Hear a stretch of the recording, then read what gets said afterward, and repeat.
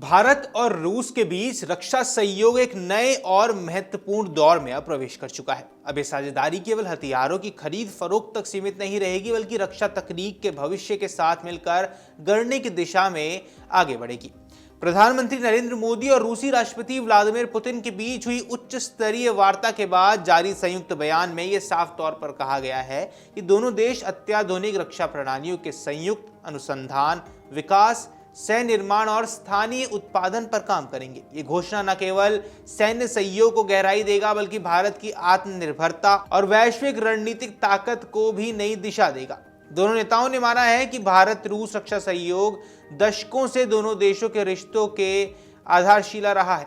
उन्होंने इसे विशेष और विशेषाधिकार प्राप्त रणनीतिक साझेदार बताया, जो समय के साथ और मजबूत होती जा रही है।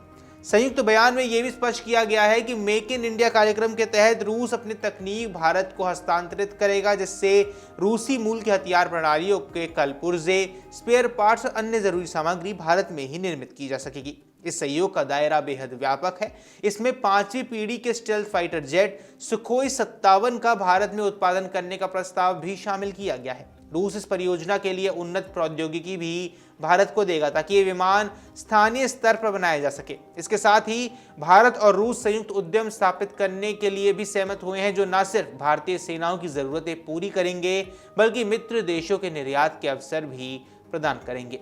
रसद सहायता के पारस्परिक आदान प्रदान से जुड़े समझौते यानी कि रिलॉस का महत्वता भी इस नए अध्याय के साथ और ज्यादा बढ़ गई है, जो दोनों सेनाओं की परिचालन क्षमता को मजबूत करेगा। हालांकि इस बैठक में किसी बड़े सौदे जैसे तीसरे बैच के S-400, S-500 सिस्टम या 5वीं पीढ़ी के लड़ाकू विमान की औपचारिक घोषणा नहीं की गई है, लेकिन सूत्र बताते हैं कि इन पर गहन चर्चा जरूर हुई है और अभी यह स्पष्ट नहीं किया गया है कि किन हथियार प्रणालियों के संयुक्त विकास और तकनीकी हस्तांतरण पर सहमति बनी है।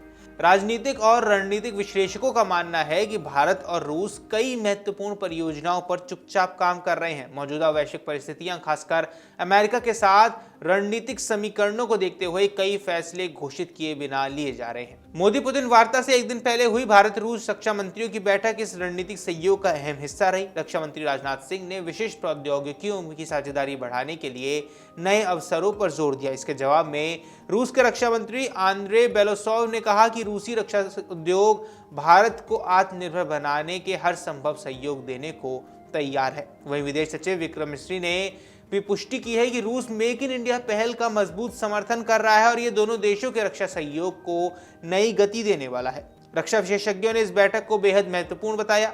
मेजर जनरल GD बख्शी ने यह तक कहा कि यह धारणा गलत है कि कोई ठोस फैसला नहीं हुआ है। उनका मानना है कि भारत और रूस बिना किसी शोर शराबे के बड़े निर्णय ले रहे हैं। उन्होंने कहा कि आज की दुनिया में हथियार खरीदना ही लक्ष्य नहीं है, रणनीति ये है कि भारत खुद को मजबूत करे और दुनिया को चिढ़ाए बिना अपनी क्षमताओं को बढ़ाए। अगर भारत रूस मिलकर 5वीं पीढ़ी का लड़ाकू विमान विकसित कर लेते हैं तो यह अमेरिका को जरूर परेशान करेगा। वहीं दूसरे रक्षा विशेषज्ञ मेजर जनरल सुधाकर जी ने भी माना कि महत्वपूर्ण समझौते हुए हैं, लेकिन उनका खुलासा नहीं किया गया है। साथ ही कहा कि भारत और रूस के बीच ये सहयोग उस स्तर पर पहुंच चुका है जहां हर समझौता सार्वजनिक नहीं किया जाता। उनका बयान भी राजनीतिक हलकों में चर्चा का विषय बन गया। मोदी पुतिन के समिट के बाद अमेरिकी राष्ट्रपति डोनाल्ड ट्रंप शायद चैन से नहीं सो पाएंगे। ये स्पष्ट है कि भारत और रूस रक्षा सहयोग से एक नए युग में प्रवेश कर चुका है। संयुक्त अनुसंधान, सह निर्माण, प्रौद्योगिकी हस्तांतरण और भारत में स्थानीय उत्पादन से न केवल भारतीय सेना को बेहतर, उन्नत और विश्वस्त हथियार मिलेंगे, बल्कि भारत का वैश्विक रक्षा निर्यात भी बढ़ने वाला है।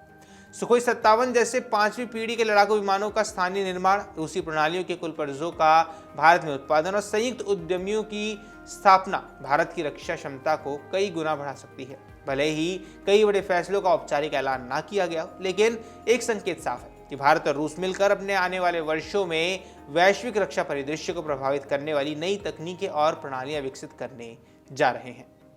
अगर आप ये वीडियो YouTube पर देख रहे हैं तो हमारे चैनल को सब्सक्राइब कर बेल आइकन दबाएं और Facebook पर देख रहे हैं तो हमारे पेज को लाइक करें।